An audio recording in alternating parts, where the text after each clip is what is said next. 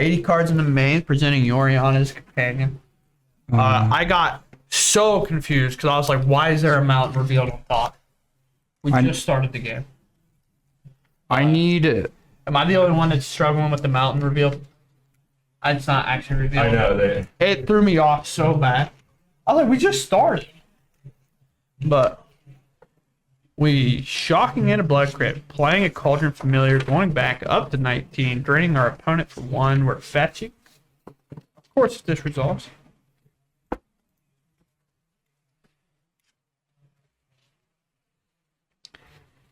We chill. We got a judge question right away, so our judge is away from the table, so it's on to us to keep track of stuff. Although, the player on the right is the guy that I said his shirt was looking fly. I'm about that. Nice plaid, multicolored, bright, vibrant colors. So, Dylan, fetching through his 800 cards. Required to be played with Yorion. The very close to commander deck size, yeah. Feels good. Oh, I tilted TJ yesterday, one of the players, because I was like, yeah, you can probably play that in your 75 to 95. And he goes, what? Like, he stops. Like, why'd you say not? And then he's like, oh my God, Yorion. I was like, yeah, they play 95 cards. Yeah. Like, counting the sideboard.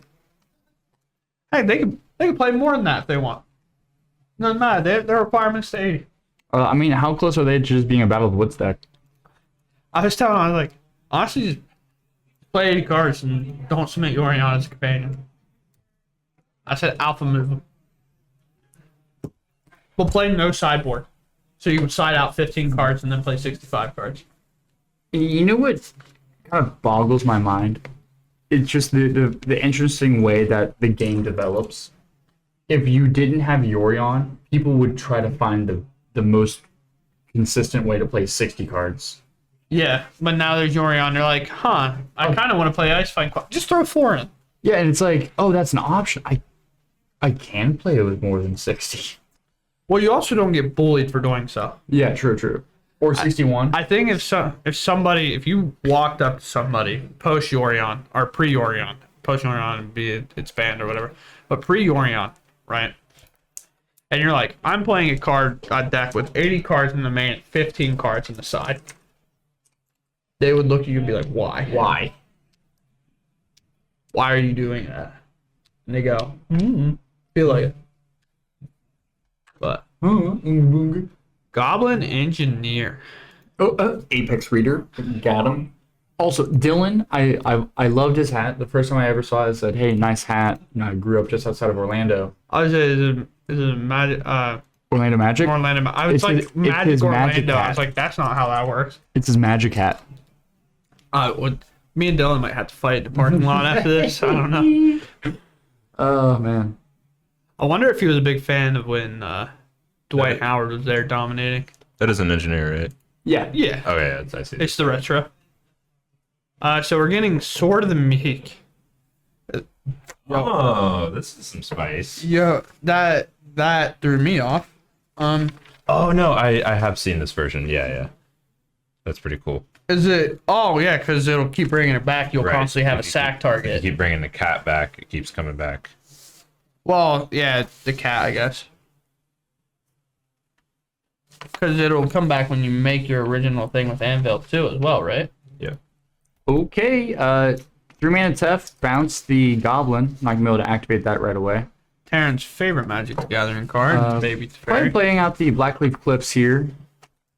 Real quick, just so you know a little something about Dylan Ham, he is 7th on our leaderboard of points overall out of there's like 177 players. Right, but he's 7th, and he's 7th overall. I would assume by you telling us he's not qualified. Yeah, and he's one of. There's only one person higher than him with points who isn't qualified, and that's Michael Likens. But he's not. He doesn't have the auto invite yet, but he's off to obviously a really good start here. So he's playing for an invite today, and again for the play mat, because there's one of the things, if you get in, you don't get a play mat because you didn't win, right? Or is that wrong? Yeah, only if you actually win a 1K. Yeah, you so get like the playmat. there's a little bit more, even if you do like you get in by points, you still want to get that playmat. So like Right. All right, you so can flex like coming back Need to it play early. here, we're looking at the disciple coming into play. The Sword of the Meek is going to trigger come back into play. 2 anvils. Can we get the anvil pulled up? Anvil? Yeah. Yeah.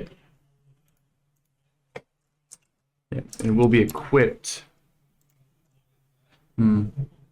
so Draw for turn. just for saying. Abundant growth on the plains. 3 mana. Play. Sorry. 2 mana. Yeah, 2 mana. You went straight to Utopia. Yeah, I went straight to Utopia Scroll. I was like, Yeah. that's not even a valid target. No, I feel that.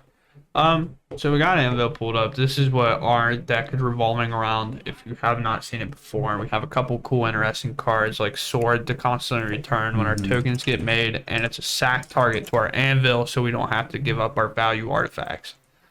So this is another unique card. Came out in the newest, most recent set. This is experimental synthesizer. When it enters, you or leaves the battlefield, exile the top card of your library until end of turn. You may play that card.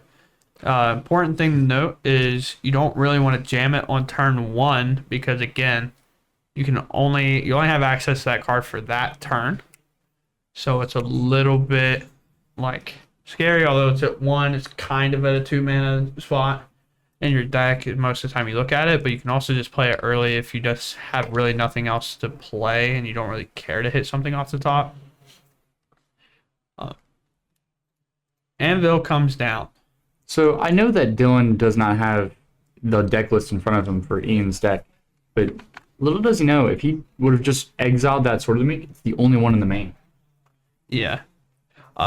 He's probably. I was in Dylan's shoes, and I see Sword. I'm a little nervous. I don't know how recently the Sword's been added to the deck.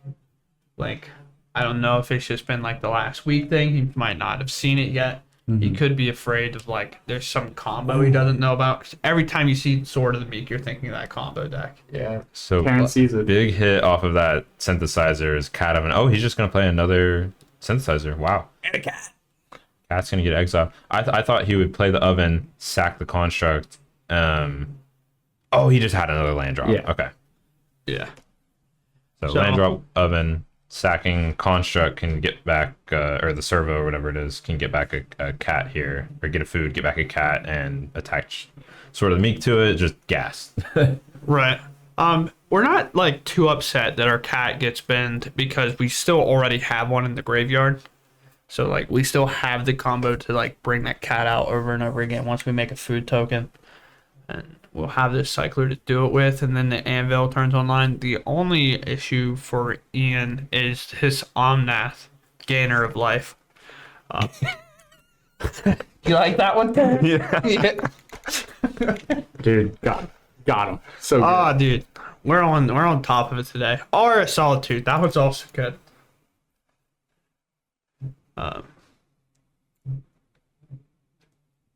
We made an extra mana off of Omnath, so this is not a Solitude that's been cheated into play by exiling a white card. We just made 4 mana, tapped our Hallowed Fountain, and jammed a Solitude. Bro, Dylan's shirts also fly as well. Yeah. Look at that, dude. He's got his ear perked up and everything. He's ready to go. That's what I'm about. Got style, dude.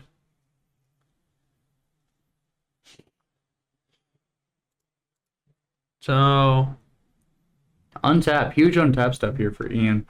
You could draw anything. you can see in the background of this face cam our Judge Chain. Look at him. Double handing these electronics. Keeping us updated, keeping matches updated, answering judge questions all around. Putting in that work.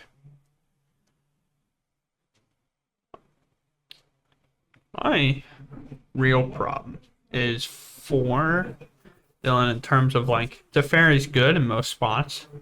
Teferi's not incredible in terms like when you think of Teferi stopping like against speed stuff. It's like he can still do all the cat shenanigans. Yep. Does not matter. Like the Teferi doesn't stop that type of interaction. Yeah, and if Teferi ever tries to bounce anything, Ian can just sacrifice it and fizzle Dylan drawing it. Yeah, so like you have a chance to like the only real target you have is like an anvil or like an oven, but those aren't the most expensive. Like this deck's not very mana expensive. I think Anvil would probably be the best thing to bounce with it. Right. That's more or less in other scenarios, like because you might not want to get rid of your oven either. But Anvil is definitely the best, most mana.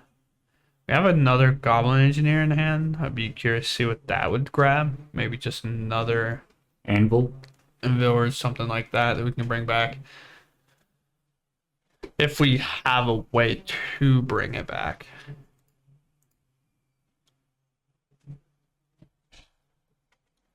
See. This is the type of Magic that our dear Kyle loves to watch. Just grindy, mid-range. Just grindy creatures everywhere. Things getting shrapnel blasted. Really cool card for a deck this way. I believe Terran's pulling it up so we can get the exact text on it. Deal 5 damage to any target. Very nice.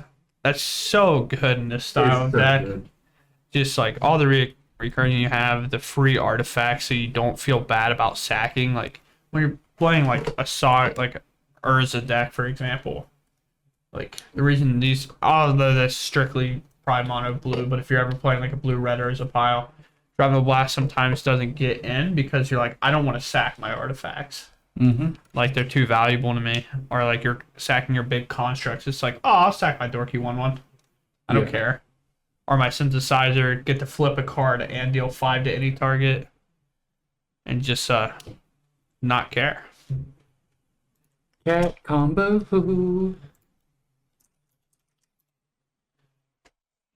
The board state getting pretty intense. For Dylan, do we have?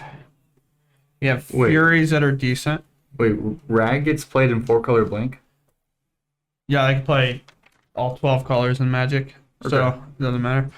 Oh, this is interesting. Dylan's actually playing two Besagers in the main as well. Man of Culture. So that's a pretty like good thing to just kind of have in the back of your mind when you're playing this matchup. For Solitudes, he only has 2 Furies in the main though. Channeling the Anvil, gonna go get it, allows Ian to go get a mountain.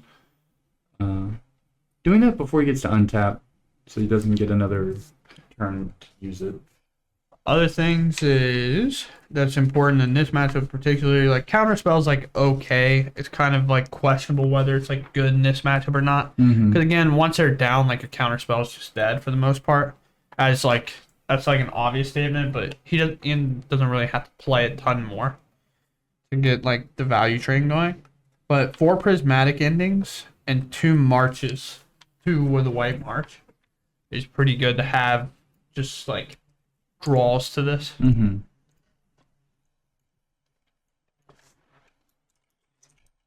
In terms of sideboard, oh mama, Double blocking, ensure the kill. Oh, gonna bolt before damage. Yep.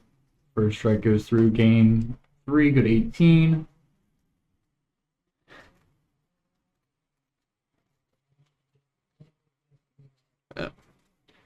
Rag just gonna sit there, do some blocking. I believe that's a Kiki in hand. Oh, that would be interesting. you know what? A Kiki Jiki in hand. What the? Okay, I'm gonna need you to say that one more time for me. Okay. He has a Kiki Jiki in his hand. Let's go, dude. That's what I'm talking about. I'm not.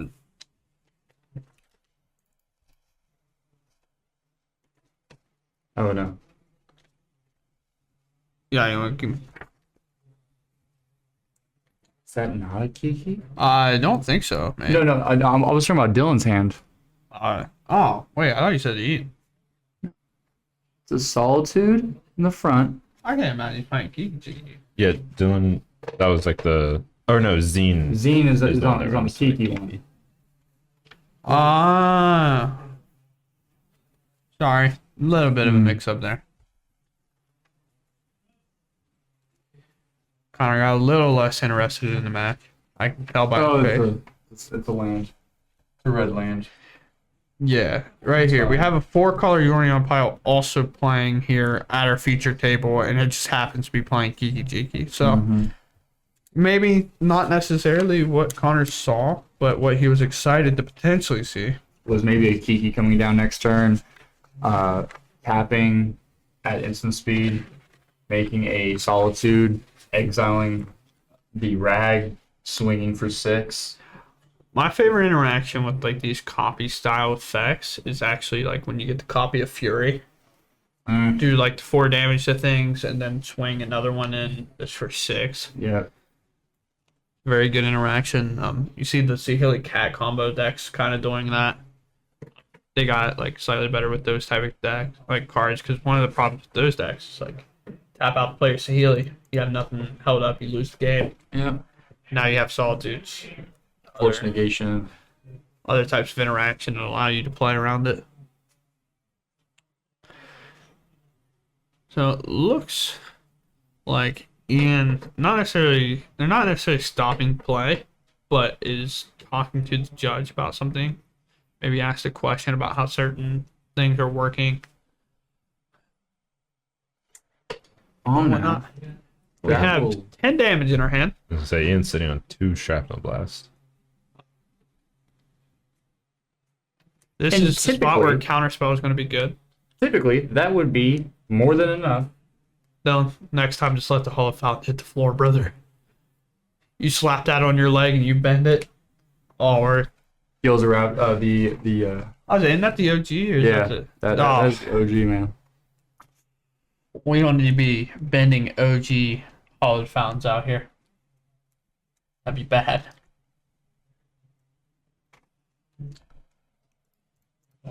Play the Rag, Solitude, Omnath, crack the fetch.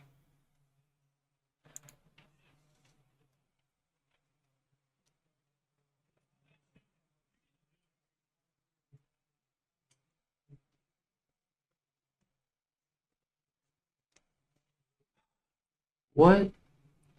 This is so close right here. I feel like either player could just miss one beat and fall right out of the game. Yeah, I would say that Dylan's probably in a better spot. For sure. If I had to put one of the players in a better spot. Dylan's Unless I'm missing something for Ian. Obviously, we know about the 10 damage in hand, but like 10 damage doesn't mean much when every time I play a land I gain 4. You know? So, yeah, drain and gain. Go to we're 3 mana. We're buying our Yorion. 22. Swinging Solitude. Another thing just gaining us that life. Like,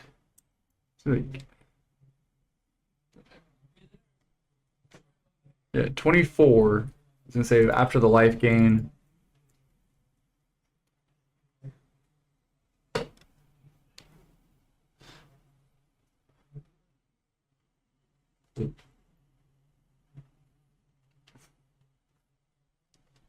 Oh, have not been keeping track of life totals very clearly this game.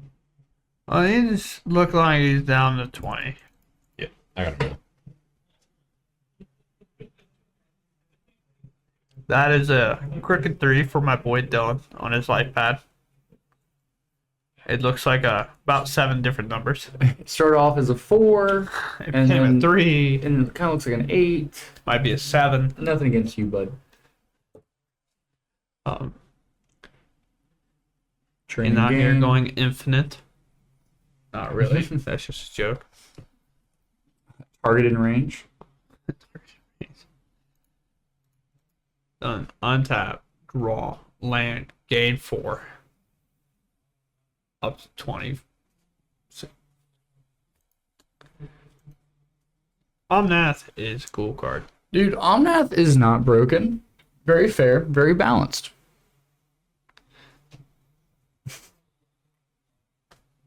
What? It's 4 mana. And it's 4 different colors. That's almost unplayable.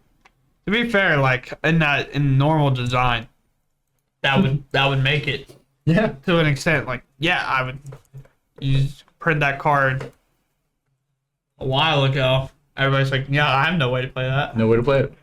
Now they're like, what if we gave you triumphs and cool cards that are free, so when you tap out to play them, you don't just lose. You don't just... Crazy.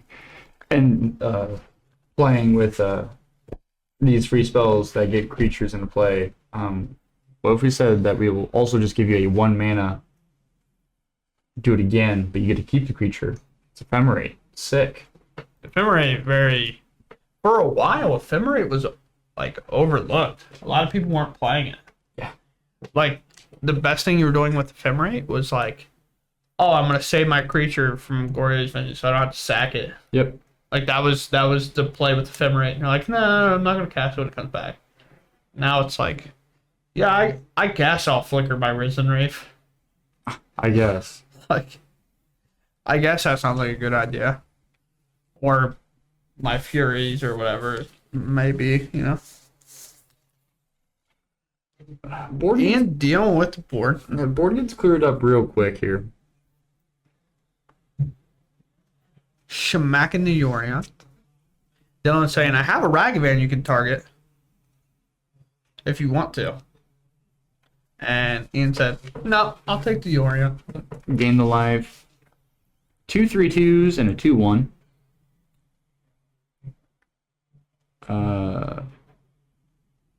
Did I miss Dylan draw off the growths? Must have.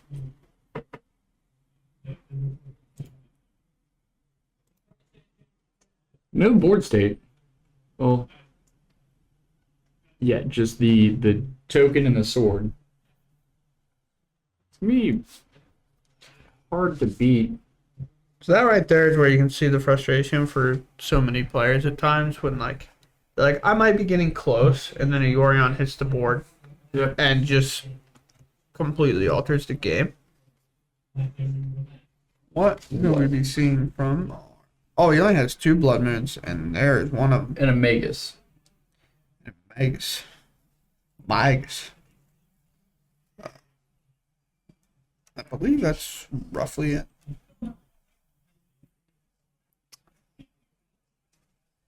I wonder if this swamp tells Dylan that, hey, might be dealing with the moon effect. Might be dealing with the moon. Well, that is a little tough, right? Because, like, this deck doesn't require a ton of red. At least on, like, surface red level. Yeah. Like, you could make that assumption. But I don't know if you're supposed to. Because, again, that's now 2 basics. Although, again, red not mattering as much because, you know, Yeah. a basic mount is still a basic mount. It's pretty easy, or interesting. The 4-color blankless, a lot of them can just run Blood Moon themselves, but then if they don't just draw like their Abundant Growths or actually fetch their basics, they can just get absolutely hosed by Blood Moon as well. Yeah. Oh, and play the Beseiju. This is going to be all sorts of bad for Dylan next turn. Real quick, that's the only... I mean, He runs 2 Besejus. I got his list over here with me. Okay. He does play an Odawara Beseju in addition to the one that's in play. It's a fairies, which 2 mountains aren't going to be able to play those. Prismatic Ending. Can deal with it potentially if we get 2 basics at some point, or 2 other colors other than red. yeah. But 1 white mana can do it with a March. Because you can exile 2 white cards. Or not 2 white, you can white and however much mana you need. I think that's the other reason March is starting to see more play is in case you do get Blood Moon. Mm-hmm. You only need the 1 white mana. You don't have to have like a basic island as well or something like that. in terms of dealing with the Blood Moon. You know what cards I wish that they would try reprinting again? Or just try like printing it alongside the current cards in the modern meta? Was Baby Teferi discarded the hand size? Yes. Dude, look how good Experimental Synthesizer is. Yeah. That's pretty good. Honestly, I looked away for 1 second because Kyle was in the room in the corner, and then like I saw Baby Teferi in the yard. I was like, "How did we?" Yep, discard a hand size. We have 3 mountains. And a Fury? No. And a Holy Heat.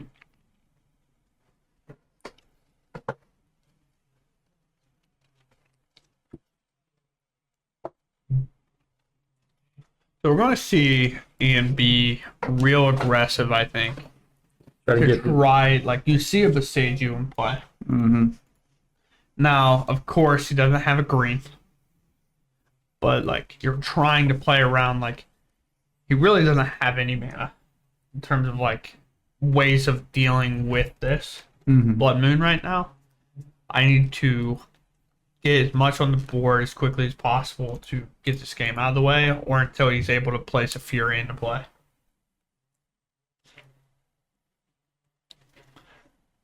So we land, Play the mountain. mountain. I think it'd be a really cool design space for R&D to print cards that would punish really greedy mana bases. Yeah, I think it's probably actually on their radar. But I want to see cards that are along the lines of the design. If your opponent controls a blank, like insert text here, Yeah. you get to cast this for like a reduced cost. You know what card I really wish we could see? Hmm. Oh, now that I say that, it just left me. You ever get that where you have something on your mind and you say it? Wasteland? No. Yes, yes. Are you okay? Yes. Wait, I want no, Schadenfort and Wasteland. With these blank decks that are like constantly trying to cheat in cards and like living in, you can't do it against that. The flash, it's like if there was no mana spent to cast a card, exile it. If it's not a token, what is that? White mana. Containment Priest? Containment Priest. Yep. I'd like to see potentially list playing that. Although still doesn't like permanently deal with anything, but it would stop these random like, oh, I can tap out entirely. Like, cause I can cheat in the Saltine. It's like, wow, you thought you could. Yep. And now I'm gonna flash in my Containment Priest, so it's gonna get exiled. We're gonna call it a day. Dylan picking it up. Good to get Understanding three. that we probably need to move on to the next game. We see Dylan's play patterns this game, as I would say we weren't really thinking about Blood Moon in game one, like fetching up a Triumph, playing our Besage immediately. We're like, but I also don't know how many lands were in hand. Mm-hmm. So that's obviously a way to. Obviously an issue. We see an endurance from the sideboard now in our starting hand. Few Or- fetches, Shockland. We both were on a mulligan.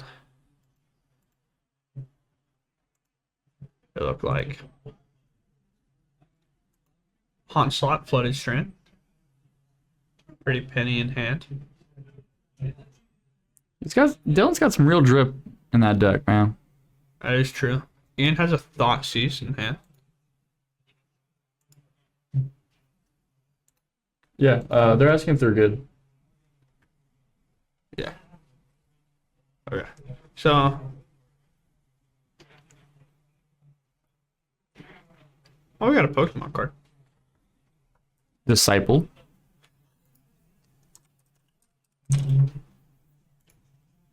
Were you sure that was a Thoughtseize? I'm almost positive there was Thought Seize in hand. I thought.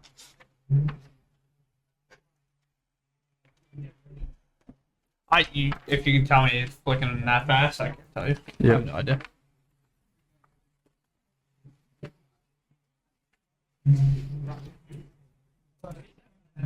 It could not be. I don't know what card I saw then. You got the 4 on the side, Yeah. but like thoughts using a guy with 80 cards in his deck. Well, it's not even necessarily that. You're just trying to take the value cards, I think. It was meme. I was memeing. Other than that, or taking the way for him to deal with your blood moon. So we Pretty see good. 2 shock lamps. No basics have been snagged, which is a little surprising. Oh. Not, but we do have a Mard.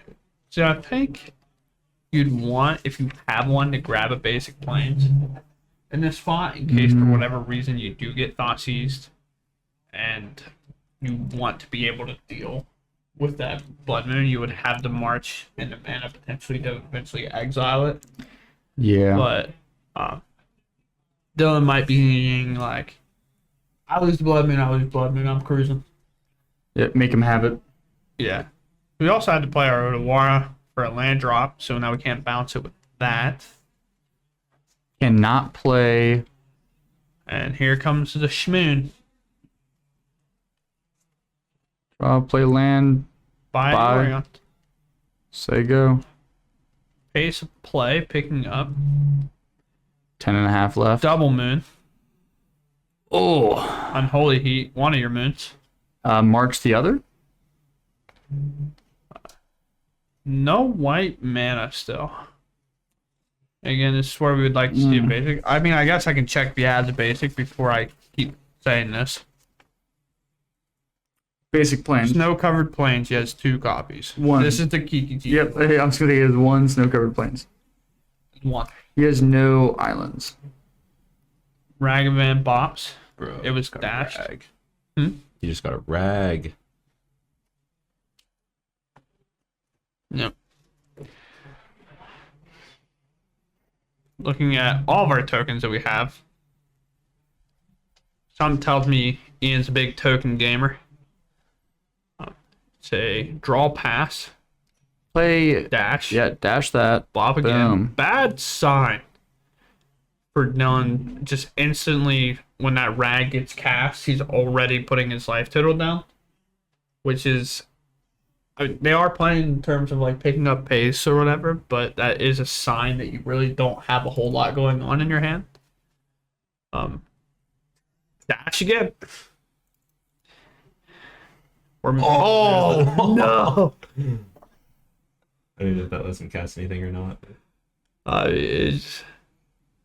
Well, I think we got the unholy now. Are we discarding the hand size yet, or where are we at?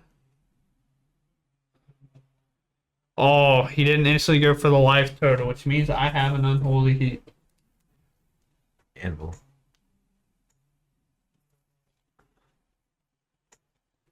What land is that? What? Is that a swamp? I don't know what. Oh. No, 2 snow-covered islands. It was just snow-covered, snow-covered, snow-covered. The Seiju. Snow-covered. Oh, Yeah, it got me. he gave you the mix-up. Yeah, it got me really good. Like, what? Huh? Oh. Both And players. again, applying a lot of pressure, trying to get this lethal through before we ever find a Fury. Dress down. Can't play it. We have dead cards. So many.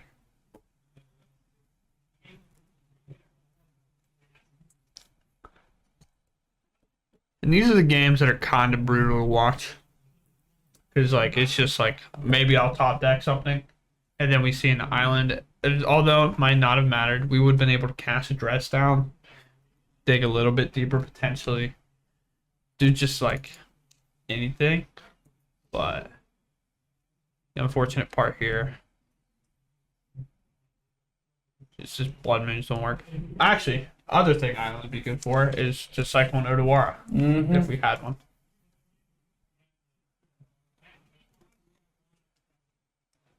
Oh. And there's the Besagio that we do not have a green for.